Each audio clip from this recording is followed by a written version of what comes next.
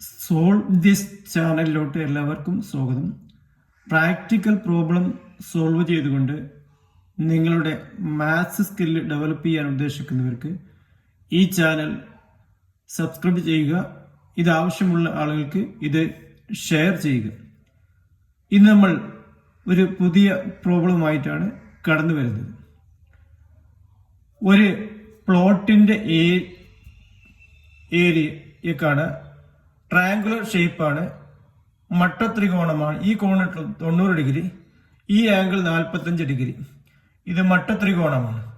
ഇത് 7 മീറ്റർ. ഈ side AB എന്ന സൈഡ് 7 മീറ്റർ. ഇതിന്റെ ഏരിയയാണ് നമുക്ക് കാൽക്കുലേറ്റ് ചെയ്യേണ്ടത്. നമ്മൾ കഴിഞ്ഞ പ്രോബ്ലത്തിൽ പറഞ്ഞിരുന്നു, ഒരു മട്ടത്രികോണത്തിന്റെ ഏരിയ കാണുന്ന formula A equal to half BH ആണ്. B ഒരു സൈഡ്, H ഉന്നതി ഈ സൈഡ്.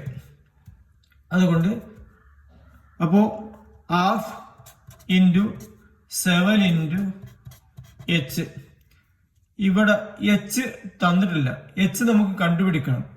H കണ്ടുപിടിക്കണമെങ്കിൽ ഇത് മട്ടത്രികോണത്തിൽ കർണം കിട്ടിക്കഴിഞ്ഞാൽ പൈതഗോറസ് സിദ്ധാന്തം വെച്ച് H കണ്ടുപിടിക്കുക. പക്ഷെ ഈ കർണം തന്നിട്ടില്ല. അതുകൊണ്ട് നമുക്ക് trigonometric ratio, sine, cos, tan പോലുള്ള റേഷ്യോയുടെ പട്ടിക ലഭ്യമാവും. ഇതിൽ ടാൻ, ഒരു കോണിന്റെ ടാൻ 45 എന്ന് പറഞ്ഞാൽ എതിർവശം ബൈ സമീപവശമാണ്.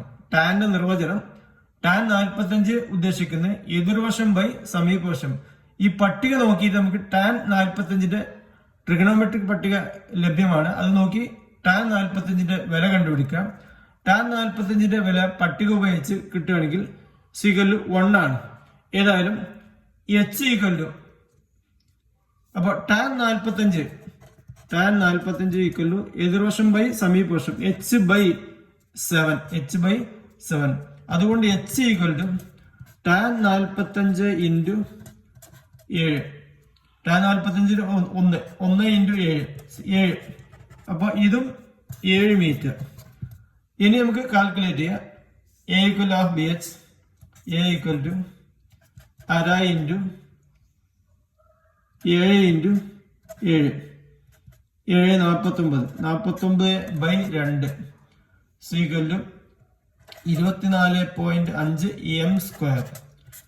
അപ്പോൾ ട്രിഗണോമെട്രിക് റേഷ്യോ ഉപയോഗപ്പെടുത്തിക്കൊണ്ട് എങ്ങനെ ഒരു പ്ലോട്ടിന്റെ, പ്രത്യേകിച്ച് ട്രയാങ്കുലർ പ്ലോട്ടിന്റെ ഏരിയ കാൽക്കുലേറ്റ് ചെയ്യാമെന്നാണ് നമ്മൾ ഈ പ്രോബ്ലത്തിലൂടെ കണ്ടെത്തിയത്. അടുത്ത് തന്നെ നമുക്കൊരു പുതിയ പ്രോബ്ലമായി വരാം. Thanks all.